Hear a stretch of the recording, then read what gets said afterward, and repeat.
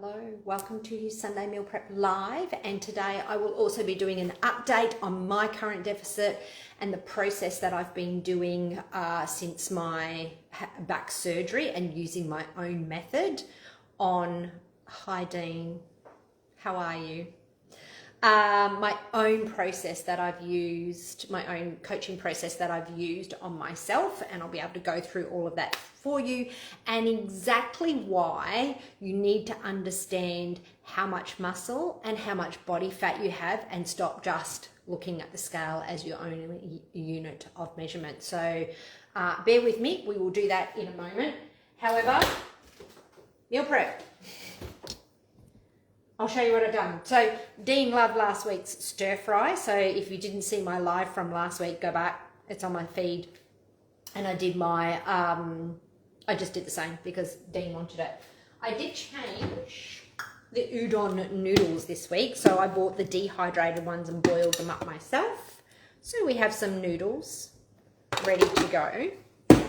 In here, I have chicken thigh, sliced up, fried off. I've got great non-stick pans, so I didn't need to use extra fat. I just trimmed a lot of the fat off of the chicken thigh first and then did it. Then just some stir-fry veggies in here as well. So just an assortment of veggies, lightly stir-fried off. Again, a dry stir-fry, nothing on them. They're all ready to go.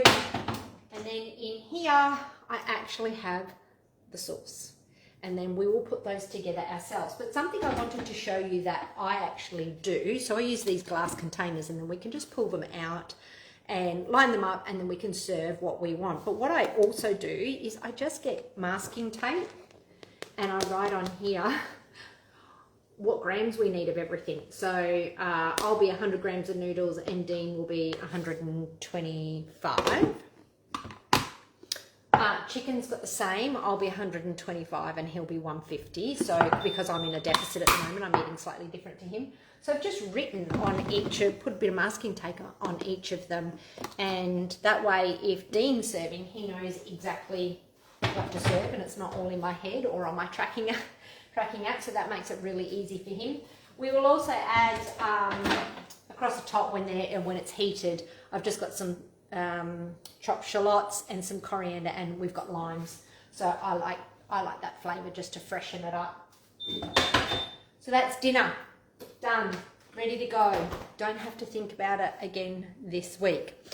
But what I just move myself and go sit somewhere more comfortable, I thought I would do an update on what's happening with me. So 3 weeks ago, where is my coffee? One moment.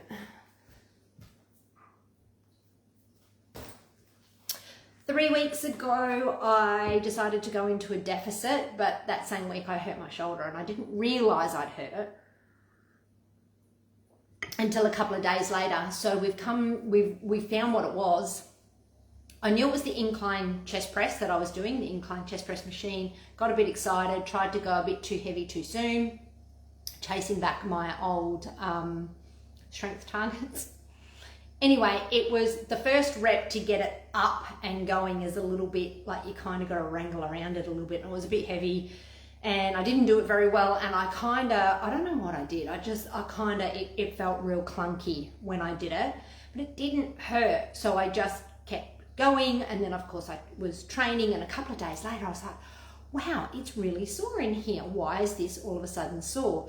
So we took it from the pec muscle being sore and just inside the front of my shoulder there. And then of course, everything else, because this was sore and I was protecting it, then my trap and scap and all that sort of stuff went off as well. So that's how it got really bad. But what we've discovered is it didn't actually happen from my pec. My collarbone popped and was not in alignment. So what I think has happened is when I've done that initial move, I've popped my collarbone, but it didn't hurt. So I've kept going. And because that was out of alignment, then my pec got really sore and tight because I was training with it all out of alignment. And then that's what became sore. So we kept focusing on this as being the problem, but this was not the problem. This was the problem. So we found that on Friday. No, we found that Wednesday. Got it mostly back into alignment. He needed to do some adjustments again on Friday, and I'll be back seeing him on Monday. But I was actually able to go for a walk on Saturday and today, which has been awesome, because I hadn't even been walking. Just the swinging of my arm was even hurting. So I'm back to walking, and he said if that was all good, that I could probably try training again. So I'll see him again Monday morning, just double check. I mean, I'm still not 100%. It's getting there. I'm going to have to continue to do a lot of trigger releasing, and in between my shoulder blades along my spine, they get super tight, so that'll need adjusting again. But I'm just going to have to stay on top of that. It's kind of like I'm picking a big ball of twisted up twine that has happened, because it happened from here, and you know, I trained trained on and off for 3 weeks, not realizing, like trying to work out what was going on. Anyway, we're getting there. So I should be able to go back to some light training next week. Monday I'll do leg day first, because there's a lot of things that I brace myself in with, so I'll pull myself down and into things. So I just want to make sure that it's actually coping with that, locking my scaps down and things like that I do before I actually go into a upper body workout. But even then, I'm going to keep it light. But at least I'll be able to go back to training. So knowing that I'm likely going to go back to training on Monday, so tomorrow, I have decided I'm going to be able to stay in the deficit. So my last live, my last lot of stories, I was talking about giving myself just this week that's gone off of training, and then it turned out to not even be able to walk, but it was just like complete rest. And if I couldn't get back into at least getting back into the gym, okay, sure, it's not going to be full training, but at least get back into the gym by next week, that I would pull myself out of the deficit, because it's not appropriate to stay in a deficit when you're not strength training. And that was really hard. Like, I didn't, after everything I've been through in the last 2 years, the last thing I needed was this, and I didn't want to, and I really didn't want to have to pull the deficit. Anyway, looks like I'm going to be able to keep going. So in my first 2 weeks, I dropped 1.2 kilos. I dropped 300 grams this week, so it doesn't sound like much. However, that was I just kept my calories the same, stayed in the deficit, kept my same foods, kept everything the same. I just wasn't training and walking. So you can see that there was, you know, I nearly halved, or I over halved what I was losing by dropping my training and walk and steps. I think that will rapidly decline should I continue to not train. Anyway, I'll be back at training, so that's good. I'll be getting muscle stimulus. Now, I thought I would go through the body composition. So I use my personal body composition tool that I have that sets up. It's really been targeted. So there's lots of different formulas out there that you can use for macros, for calories, for body fat percentages. You can use DEXAs, all the rest of it. So I use a calculation. Because there's so many of them out there, I've tried and tested across hundreds and hundreds of people, and I have settled on the combinations that actually suit a 40 plus perimenopausal, menopausal type women's physique and activity, and also for strength training. Now, if I go back to 1st of November, which was really when I was cleared to start rehab, so that I was at the peak end of where I didn't want to be. So peak body fat, weight, all that sort of stuff.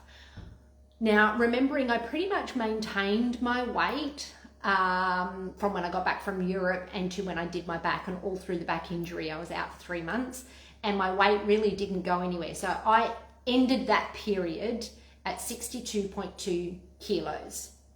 However, my body fat and muscle mass changed significantly.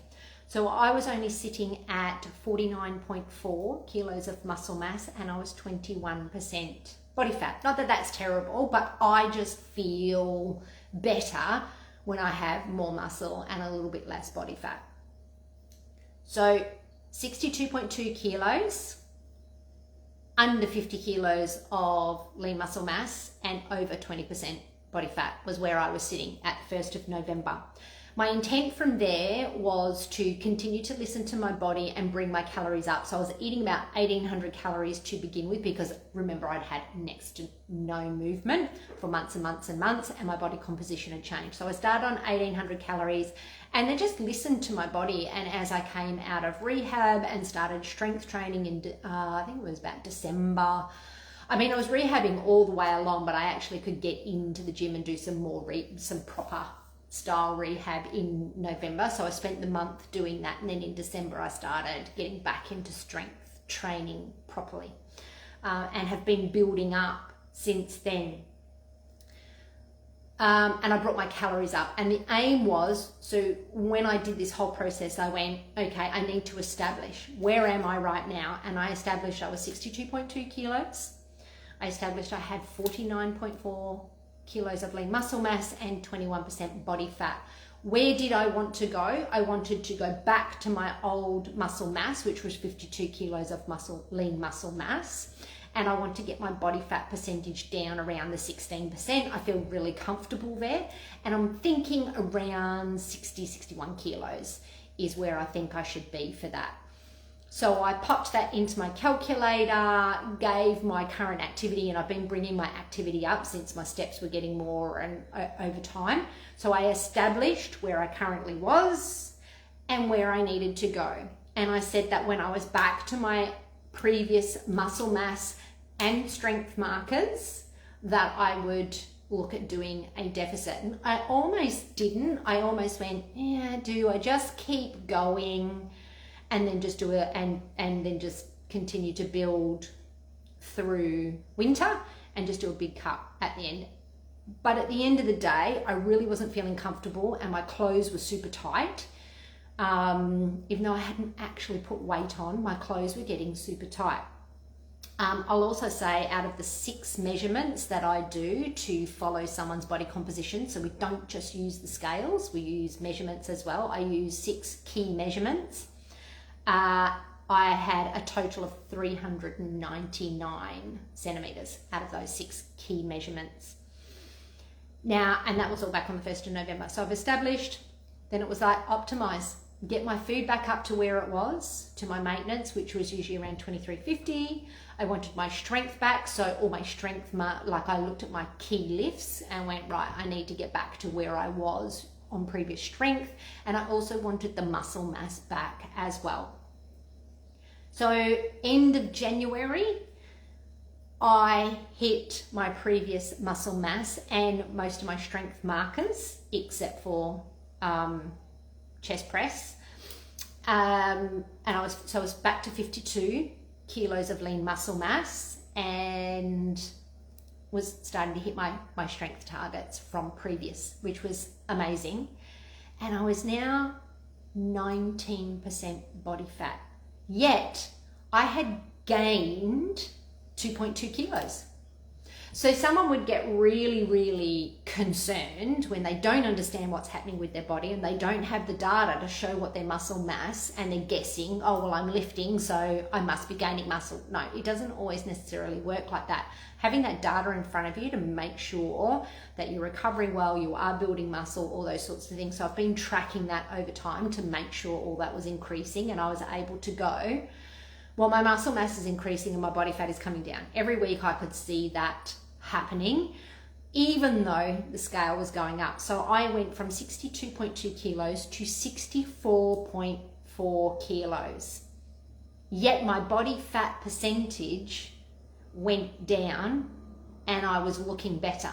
So I was looking better, my clothes were starting to fit a little bit better, still not back to where I wanted to be, but that was just through my optimization phase. Optimize my nutrition by bringing it back to previous calories, optimize my strength by making sure that I was hitting those targets, and optimize my muscle mass by hitting my previous lean muscle mass. So I was in that optimization phase and I got all of that. Yet my weight went up, and a lot of people could feel really disheartened by that, but my clothes were starting to fit better, and I could literally see the data showing me your muscle mass is going up. My body fat percentage hasn't come down much, so 2%, but my muscle mass went up by 2.6 kilos. So I gained 2.2 on the scale, and my muscle went up by 2.6, but my body fat came down a little bit. So that's that variation there. So at the end of January, that's where I was sitting. Now I'm 3 weeks into the deficit. And the other thing was, even though the scale was going up, my measurements overall came down as well, only by a centimetre on total. But that's why my clothes were fitting better, because things were starting to drop. Like I was losing body fat as well and gaining muscle. So my composition was changing, and that's why I looked better. So started at 62.2, 399 centimeters. I went to 64.4, but lost centimeters. So I gained weight, lost centimeters, lost body fat, and gained muscle. All by optimizing, by knowing my body, knowing exactly what it needed, knowing the cues when to increase my food. So remember, I was increasing my food as my activity increased. Felt really good and ended up deciding, right, let's go into a deficit. So at the end of 3 weeks of a deficit, including pulling back entirely on all activity this week because of my shoulder, I have ended up at 63 kilos. So currently I have a total loss of 1.4 kilos. My body fat percentage has come down. I'm now 17.9. And my total centimeters has come down to 393. So I've lost 7 centimeters. I've now lost this is from the beginning, lost 7 centimeters total. I have lost 3.1% body fat total. And my muscle mass has pulled back a little bit by 0.3 of a kilo, 300 grams, because when you go into a diet, you will actually lose glycogen out of your muscles, and that will be reflected in your lean muscle mass. However, as soon as I bring my carbs back up, my body fat will stay the same. Putting the carbs back into my body at maintenance will refill my glycogen, and that muscle mass will pop back up, but it's only 300 grams it's down by. So, and that won't, if that starts to rapidly deplete, then we have an issue. We expect some of it to drop off just a little bit in the beginning, but it shouldn't just rapidly deplete, and then you will gain it back when you bring the calories back in. So I'm really happy that I'm sitting at 51.7 kilo lean muscle mass, so pretty close to where I was before. My body fat is coming down. Yes, my weight has come down. However, I still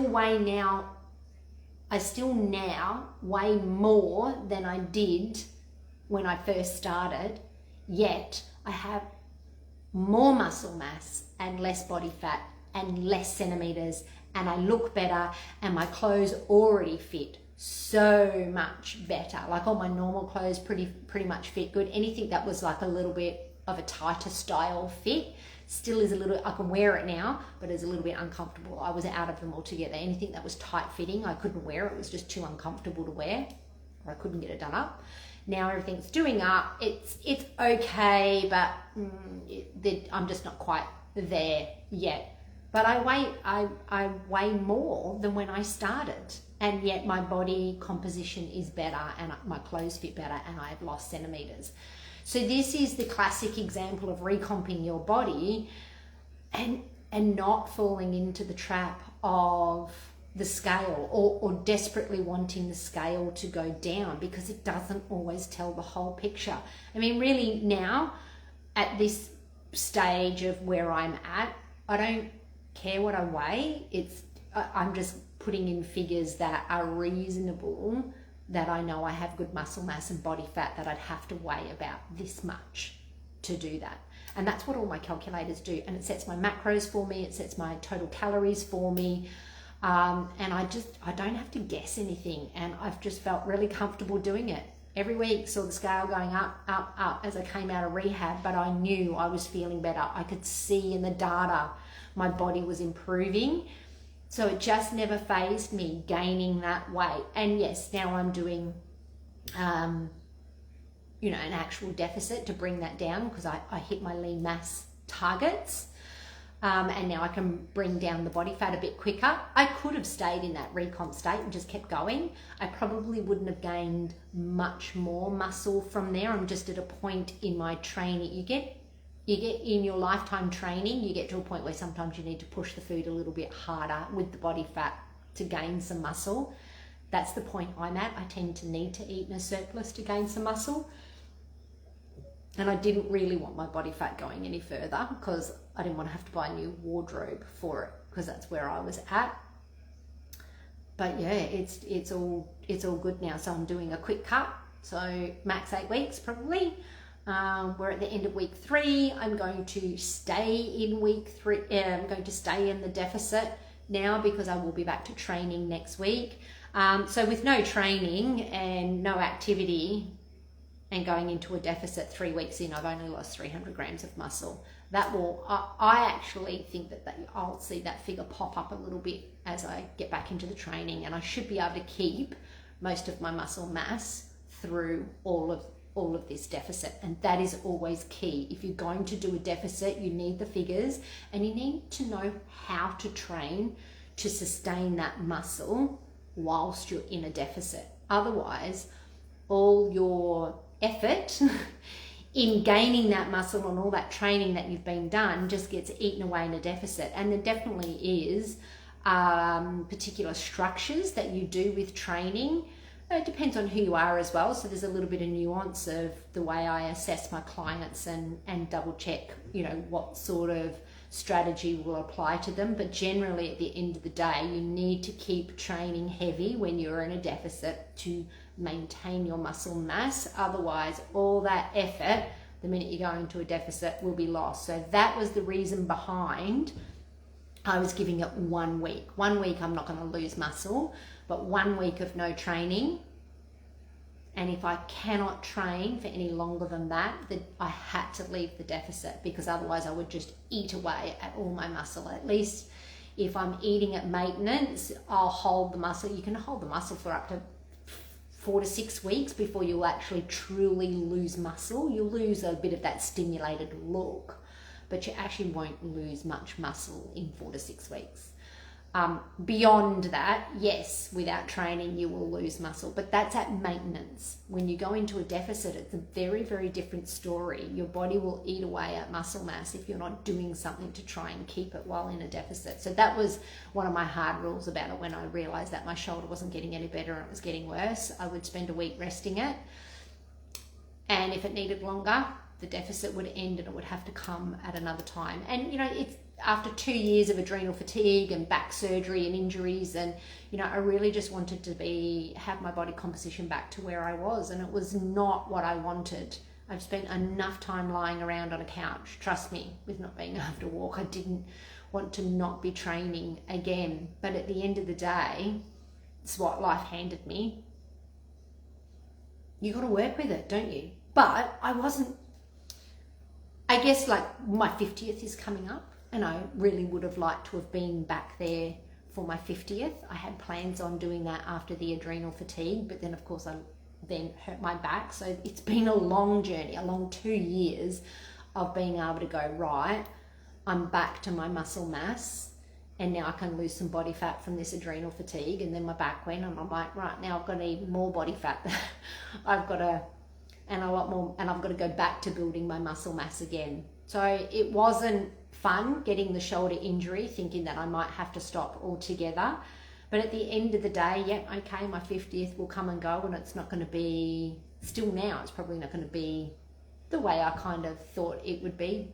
But what do? You stop altogether and lose everything? No, you just keep going.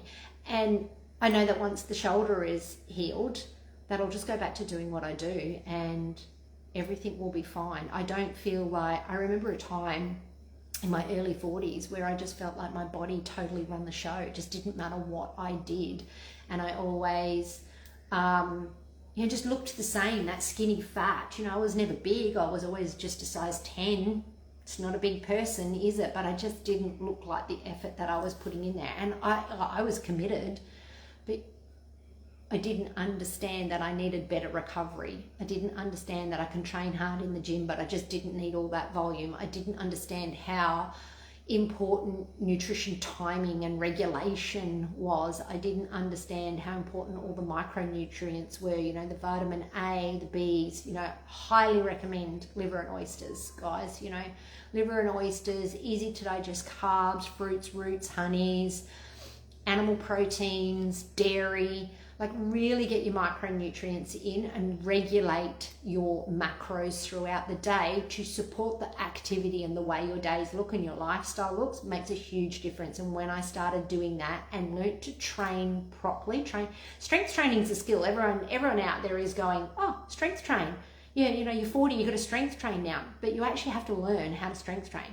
Strength train is not just showing up at the gym and moving weights. You actually have to learn it as a skill. There's form, there's intensity, there's progression, like there's more, and there's recovery. So there's 4 elements to training that you really need to understand to be able to keep moving your body forward and get what you desire. And when I did that and paired my nutrition and lifestyle with it, so there's the pairing of it all as well. You know, you find there's people out there either, you know, just chasing the program or just chasing the training skill or just chasing the nutrients, or the meal plan or the perfect macros. And it's not one thing. This is the whole crux of it. It's not one thing. It's the combination of them all complementing one another. So you're fucking nourished, your body feels optimized, and then you provide the stimulus and everything just comes together and you start building the muscle and losing the body fat, and it doesn't have to feel restrictive. You know, cutting out food groups, going carnivore, keto, intermittent fasting, how does that fit your life? If you're actually committed to learning the skill of tracking your macros to understand food, to understand what your body needs, to understand your nutrition regulation, your nutrition timing, your micronutrients, not just for a restriction. If you actually track your food to understand what agrees with you, you can find out what foods cause a lot of bloat or indigestion or things that just don't sit well with your body. I don't eat much pineapple. I love pineapple, but if I eat it every day, it aggravates my gut. So I don't eat it. Just know that I eat it sometimes. I can't eat pasta a lot. I just eat it once in a while because I know it aggravates my gut. So, you know, I've learned these things, but it's not restrictive. And it's not like I go, and because I am nourished and I am optimal, that I can still have those foods once in a while and they don't do much to me. It's when I have them on a regular basis that I see, you know, constipation or bloated gut start kicking in. So I just have them once in a while. It's not even like it's restrictive, but I eat so many good foods and I really enjoy what I eat. And if you can do that, it doesn't feel restricted, and then you pair it all together and make sure everything is working together. Training's working with your nutrition and your nutrition supporting your training and your lifestyle. A big thing I see with women of, you know, 40 plus coming in is the chronic stress and depletion that their body is under from putting themselves last for so long. You know, you hit your 40s, kids are growing up, you've been in your career for a long time, achieved a lot, all those things that you've been doing. What about actually putting that towards you? What about actually putting that towards an education for you? You know, you're a really smart, intelligent woman that has studied, got degrees, done all the courses, everything for your career. I bet you when you were having a baby too, that you went and studied all the books and got on all the websites and, you know, whatever it was that you did to make sure that you could be the best parent that you could be. What makes you think that you're going to get it, you're going to know how to train and build a body without that sort of help as well? Like, everything that you are intelligent in, you invested in education first. So if you want a phenomenal health, to feel optimal, to feel energized, to feel nourished, and for you to have control, not just so you can be hogtied to a coach who just continually hands you a meal plan, you've got no fucking idea about your own body, then you've got to go and invest in an education around it. And that's exactly what I do with my clients. I teach them everything that you've just heard me say. Like, you know, I started bringing my calories up, but I just knew what to do. I knew what signs to look for. I knew exactly what sort of a deficit I could go in for the timing that I wanted to do, for what suits my body. And it's working. Look, I'm down 1.5 kilos in 3 weeks already. and holding my muscle mass and down body fat percentage and down centimeters. Like, it's all working because I know exactly what to do for my body.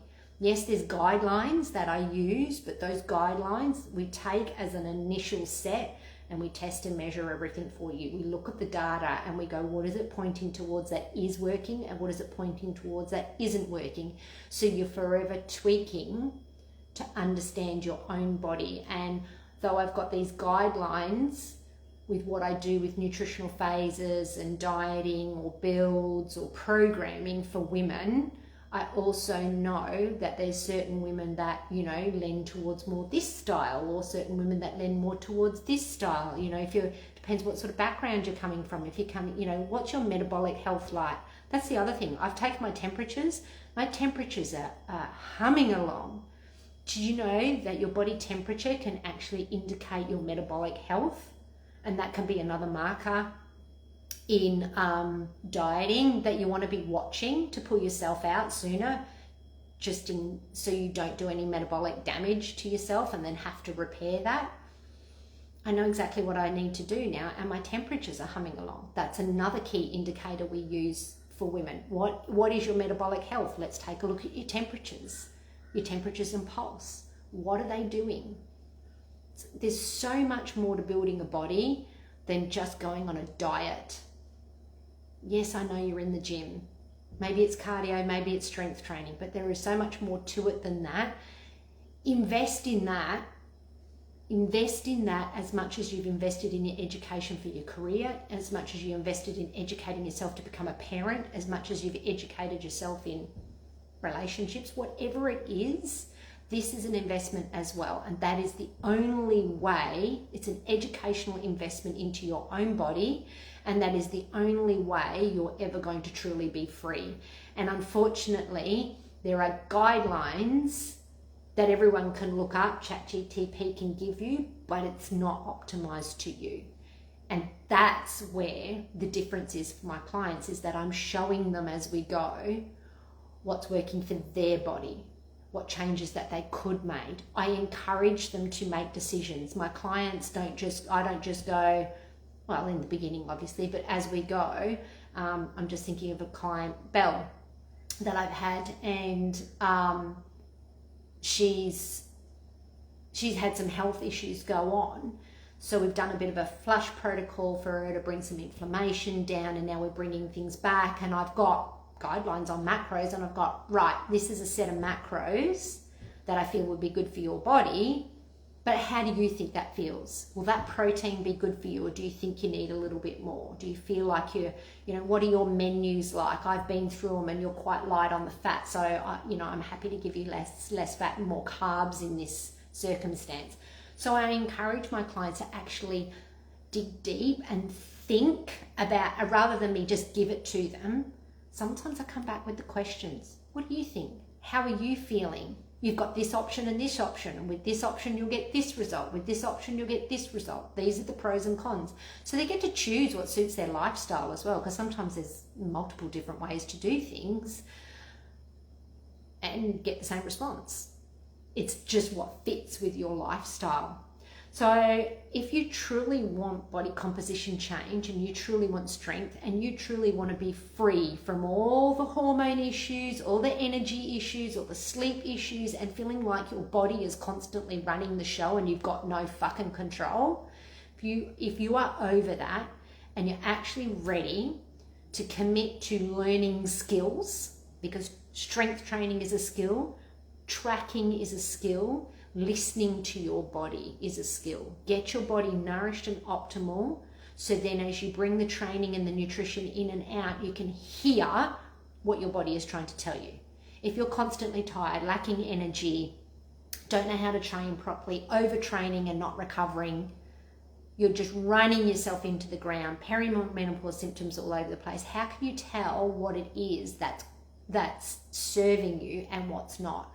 So we get you in, we get you nourished as fuck, calm all of those symptoms down, and then the odd one that might be left over, you get to listen, because it's only one thing or two things. There's minimal things going on, and then a pattern becomes really clear. Another client of mine, Catherine, energy. What can I do about this energy? Darling, it's your sleep. I've been trying to tell her it was her sleep for a long time.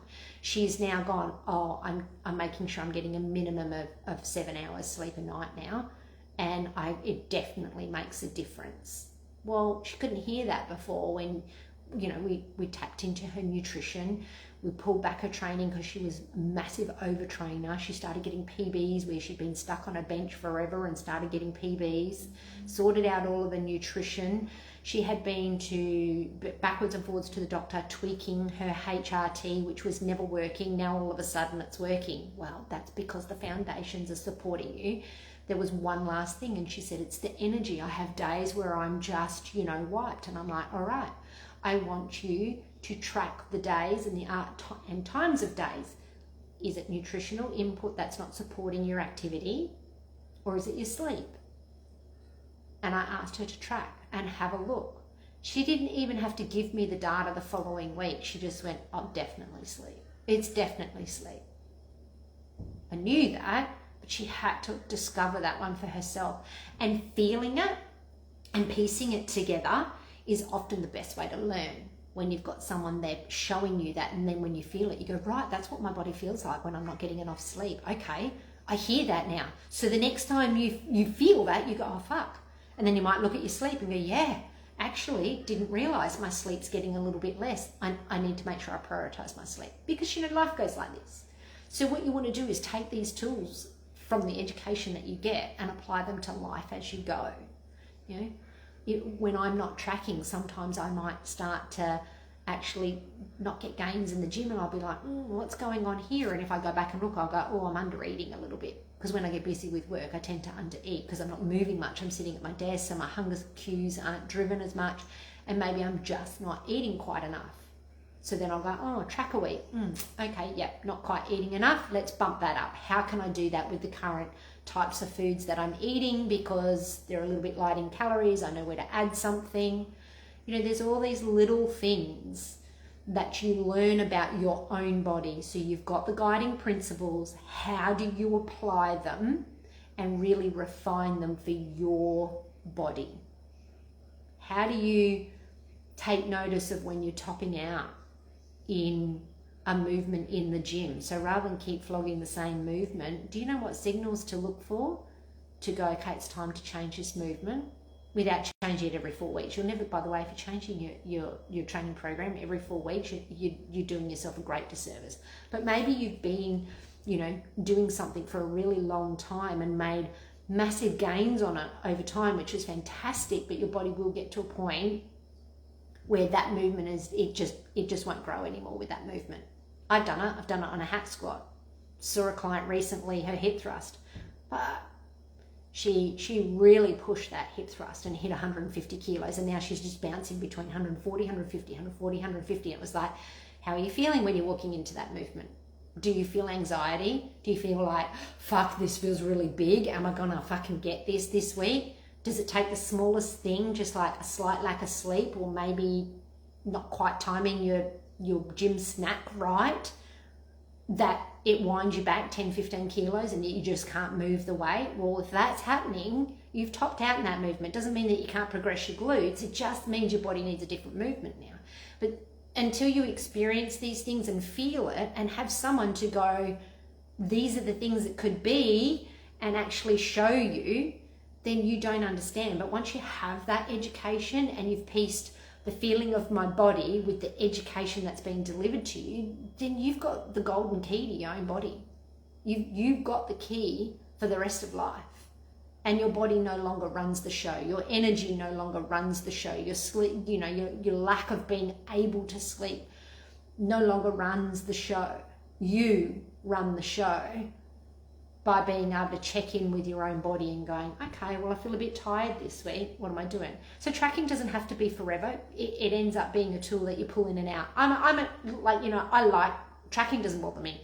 It's just so second nature now that it doesn't bother me. But I certainly have my periods where I don't track my food anymore and just float along when I don't have any specific goals. And I just, you know, I can enjoy meals out every now and then, and that doesn't affect me because I've built a really solid foundation in muscle and my body fat's really good. If my clothes start to feel a little bit tight, I just go, oh, I'll just be a little bit more aware of what I'm eating and just pull back a little bit, or maybe I'll just pull the tracking in because my energy's waning. I'm like, what's going on? Well, that gym snack I've been having lately actually isn't supporting me. I can see that in the data now and I feel it. So let's change that up. So, you know, just pull the tracking in and out when I need it. I don't live on tracking now. But did I do it while I was healing and getting to the body that I wanted? Yeah, sure. Look at my Instagram profile. It took me 2 years to do that body transformation. I initially did a big diet, dieted down, stripped everything. I've been training for a bit, but I dieted down. I got a lot smarter about my training and learned how to structure my training so I could recover from it. You know, and then I pushed a build for a year and I really pushed the muscle mass, and then I did a really big cut. That shit takes time, but I don't need to track anymore. I needed to track for that. I needed to track to get myself optimized before that. So before that, I suffered with lifelong endometriosis, chronic thrush for 7 years. All of that went away. So I did time of tracking everything, taking my food with me, avoiding anything that wasn't optimal foods. Now it doesn't really matter as much. I've got a lot more flexibility and leniency because my body's resilient, but it wasn't resilient before. So I spent a lot of time doing that. So just do the work and the education, and then you're set free for life. Like seriously set free. Even a back injury, surgery, and not being able to walk for 3 months, I didn't gain any weight. Yeah, okay, I lost some muscle and gained a little bit of body fat. That's inevitable if you don't move, if you lay on a couch literally morning and night and don't walk. That's where I was at. But I'm so in tune with my body now that I didn't have all this masses of damage to undo. I think the whole process of my back I'd put into 5 months.